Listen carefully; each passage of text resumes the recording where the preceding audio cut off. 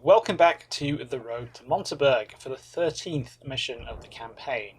Since advancing from St. Mary Glees, we've spent the last 4 missions on the western front of the American advance, leading up to this, the final assault on the village of La Ham. Securing La Ham and its bridges over the Murderet is going to anchor the left part of the American line by kicking the German defenders across the river and stopping them from getting back across.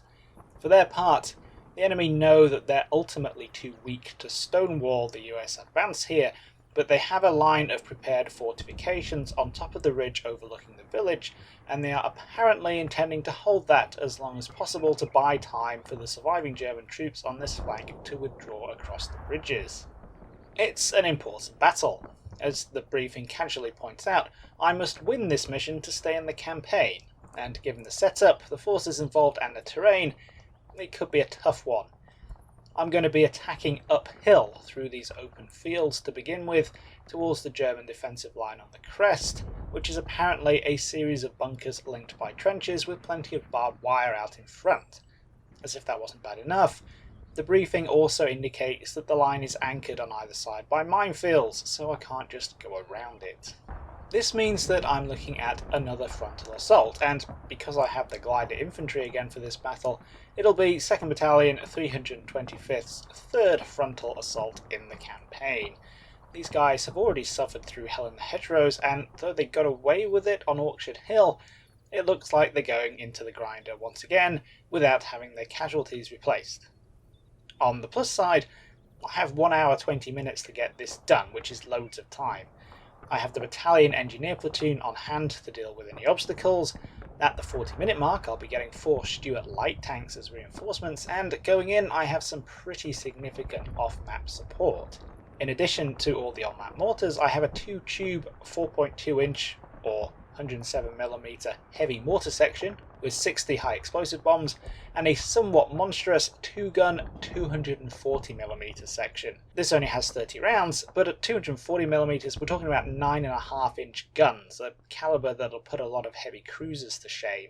These 2 assets are not the usual kind of support a glider infantry battalion can expect, and nobody has the ability to call them in, so for this mission my force has 2 forward observers attached, as well as 2 target reference points to make calling for fire on pre-arranged locations much quicker and easier. Beyond the German line on top of the ridge, the ground slopes away towards the edge of La Ham, my 2 ground objectives, Laval North and Laval South, so once I'm in control of the high ground I'll be in a dominant position, and it should be, both literally and metaphorically, downhill from there. There are some buildings along the road to clear, and the objectives are quite large, but it should be easier than cracking the fortifications at the top of the hill, and hopefully the flanks should open up. It's a bit of an educated guess, but I'm thinking that the minefields could well be confined to the ploughed fields on either side of the fortifications, and once I'm past them, it's going to be worth testing that theory. I've got to successfully break in first though. For this I'm looking to see how the defence is compartmentalised again. That defensive line sits astride the road into La Ham, and the tall bocage on one side splits the defender's field of fire, so the enemy's left can't support his right, and vice versa. Of these 2 compartments, the one on my right is the smaller one, which will make it easier to concentrate my artillery, and the fields in between that side of my deployment zone are further split by a sunken road lined with more tall bocage, again restricting the enemy's field of fire. It's not impossible that there are defenders in that sunken lane as an outpost line. I would certainly have someone or something in there, but it's much more appealing than my left, where there's a longer stretch of fortified line with wider and deeper fields of fire for me to worry about. To really cinch the deal, the enemy line on the right is a little further forward than it is on the left, so if I can break through there, I'll immediately be able to swing round towards the road, where I'll be in a position to fire down the other half of the defences and roll them up. So it looks like I'm focusing on the right. If it doesn't go well, I can always explore other options. My deployment zone is in dead ground to the enemy defences on the crest, so I can use that to switch forces between flanks if necessary, and if everything goes completely wrong, I've got some extra punch in the form of the Stuarts coming in later. Ideally, I want to be through these defences before they arrive though, so I have a lot resting on the effective use of those heavy assets to smash that right hand position. The tricky part will be coordinating them with the infantry. I don't want to get too close to those 240mm shells, and the mortars are capable of splurging their entire load of ammunition in only a few turns, so lifting the right barrage at the right time is going to be key to making the most of them. As we kick off, the 240s are coming in immediately, and the mortars are scheduled to come in at the 15-minute mark, which should give me plenty of time to get up into position. Very quickly, it looks like the decision to punch right was the right call. A few scout teams out on the left quickly start spotting bunkers over on that flank, and a lethal burst of machine gun fire reveals just how well covered those fields are. On the right, it's a different story. My lead elements are able to cross the first field with no problem at all and get within 100 meters or so of the defenses without being spotted. Getting closer or stacking the front of the sunken lane is liable to end badly, not only because I'll be staring down MG42 bunkers at close range, but because the 240s are hammering that position. They don't have a fast rate of fire, only a couple of rounds every few turns, but they sound like a freight train on the way in, and they dig huge chunks out of the ground and the defenders. One of the early ones detonates before it reaches ground level, so it must have physically hit something in between. A quick look through a keyhole reveals that it has indeed hit a bunker and knocked it out. Probing forward into the sunken lane reveals a second bunker on this flank, and having learnt Scintilla and the hedgerows, I have some bazooka teams well forward to tackle it. It takes a couple of tries and they lose a man in the process, but that machine gun in there can't suppress 3 bazooka teams at different angles at the same time. Soon a 66mm rocket hits and kills the occupants. There are more German teams on this flank, but those in the trenches with the bunkers aren't in a position to resist, with 240mm shells landing on them, and both a few contacts out on the far right and an MG42 dug in depth behind the line are quickly dealt with by light mortars. This is all done before the 15-minute mark, at which point the greatest obstacle to my advance is my own artillery. It's easy enough to call off the heavy mortars before they come in, but it takes 5 minutes to readjust the 240s.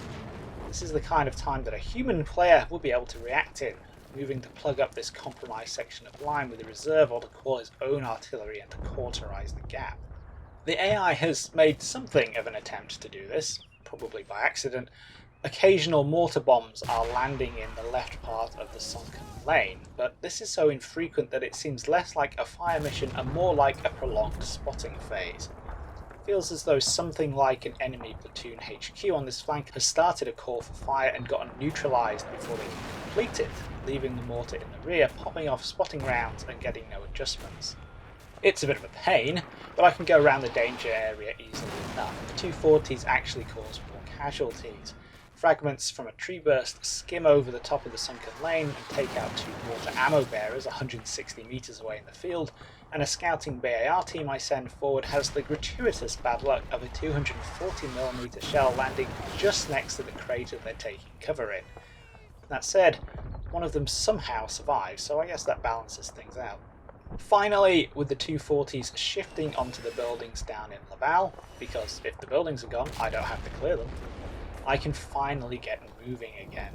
Hooking left and lining the roadside for cars reveals trenches and another bunker just across the way, but we're already in a flanking position and my pixel truck can quickly get a rifle grenade into the side of the bunker and take it out even before the bazookas can get up. So I've gotten my break in within 30 minutes, which was a bit faster than I was expecting and actually slower than it could have been thanks to the delay on adjusting the 240s. Now as my break-in platoon swings left to start rolling up the rest of the defensive line, it's taking me some time to bring up more platoons to exploit downhill. This is partly to do with the short frontage I attacked on. I've basically been working with a single platoon, and that's about enough pixel trapping to get the job done without cramming too many men into a small area, and partly to do with the presence of German troops at the base of the slope occupying positions across the whole right flank where they're hard to spot and harder to get area fire onto. Figuring that I've got plenty of time, it seems sensible to wait for the Stuarts to turn up for extra fire support before attacking in strength over here. Meanwhile, I'm getting a bit bogged down clearing the trenches on the left. Each field behind the line has some foxholes with German infantry or a heavy machine gun team in, and while I'm not getting any spots, I'm sure there are more defenders at the bottom of the hill.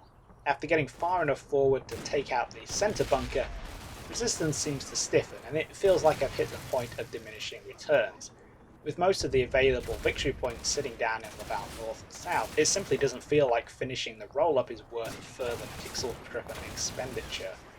After all, with a breakthrough on the right, I have the option of simply bypassing the rest of the defensive line and ploughing straight on into the objectives as soon as the Stuarts arrive. At the 40-minute mark, the Stuarts don't show up. That's fine. There's probably some randomization to their arrival time, so they should get here soon. Almost 10 minutes later, during which precious time I should have been putting the pressure on, the tanks finally roll onto the battlefield. They might be late, but I'm still glad to have them. It's easy to overlook the Stuart because it's a light tank. It's not heavily armoured, it's got a smaller caliber gun than the Sherman, but it is damn fast, proof against small arms fire, and capable of putting out a lot of sustained firepower. It's got the same 37mm gun as on the M8 Greyhound, which is already met, except it has more ammunition, including 15 canister rounds, and it's got coaxial bow and pintle mounted machine guns, so for an enemy who has yet to exhibit any anti-tank weaponry, I haven't seen any anti-tank guns or Panzerschrecks so far, something like the Stuart is a nightmare. And with 30 minutes remaining on the clock, I'm inclined to use them as a blunt instrument.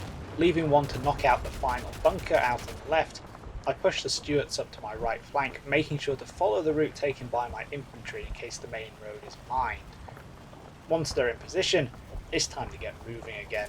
I've no intention of messing around here, so I have plenty of infantry forward, and although my scouts out in front once again come under fire from unseen German pixel-truppen down behind the hedgerow, I'm able to bull my way through by area firing the offending locations. A little grenade work and a combination of canister and close-range rifle fire on an MG42 team up in this house sorts the problem out. Of course, another one presents itself as soon as I occupy the hedgerow in force, with another line of thus far invisible Germans stacking the next barrage line too. Mortar fire from up the hill and a close range of rinsing from one of the Stuarts give me the breathing room to expand left and right, blasting through the barrage to occupy the HMG building and get another Stuart through on the far right. The enemy doesn't last long. That's nice and all, but all of this is taking time, and I need to hurry up. With the 4.2-inch mortars firing off all their ammunition on the line of buildings along the road, some scouting teams probe down the road and find that the closer buildings at least are empty. Not only that, but pushing this area allows me to flank the enemy teams at the bottom of the hill on the left, cutting them down as they realise their predicament and flee. Trying to exploit further reveals more bunkers in Laval North, quickly followed by trenches and mortar teams. There's actually a pretty substantial resistance nest here, but despite the time pressure, there is now less than 10 minutes on the clock. I have the tools to deal with it. The Stuarts roll up, one of them engaging the first bunker from the front, while another gets a 37mm armor-piercing round into the side to knock it out. The 240s have knocked down plenty of buildings here and opened up some good fields of fire, allowing the light tanks to get onto the flanks of the position and saturate it with machine gun fire, canister rounds and 37mm HE. Despite this, the Germans are clinging on, and my pixel-truppen seem reluctant to really close with and kill them in their trenches. It's only when the final bunker is taken out, allowing my infantry to stack the front hedgerow and nade the trenches, and two of the Stuarts swing around the back of the enemy position, that the Germans give in, surrendering 2 minutes into overtime.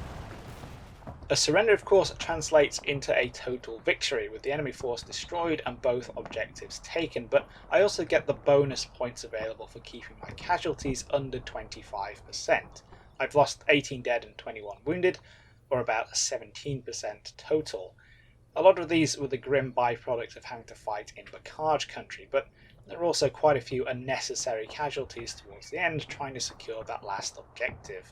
The Germans have lost 109 dead, 32 wounded and had 9 men taken prisoners, so I've definitely been handing the pain out, but there are a lot of things I might have done differently in hindsight. Attacking the right of the German defensive position was extremely successful. I picked the right point to attack and was able to break in a lot faster than I thought I'd be able to, but exploiting this was not as impressive. The main problem here was being too passive. The Stuarts were an important part of the final assault, but perhaps not so critical as to wait 10 minutes for. They certainly made things easier, but my scouts on the road spent a good 10 or 15 minutes sitting still with nothing in front of them, and it would have been much better on so many levels to probe that angle until I hit resistance. That would have allowed me to carry on the attack rather than hanging around passively waiting for support. I also got very little direct benefit out of bombarding the buildings along the road.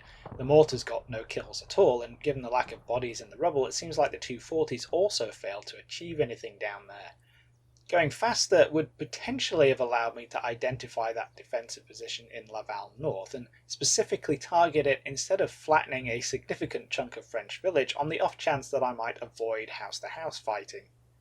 Hindsight is 2020 though, and sending Pixeltruppen down the most obvious route on the map feels like it's in so dumb they'll never expect it territory, while not demolishing those buildings and discovering a German platoon hanging on in there at the end would have probably been much worse.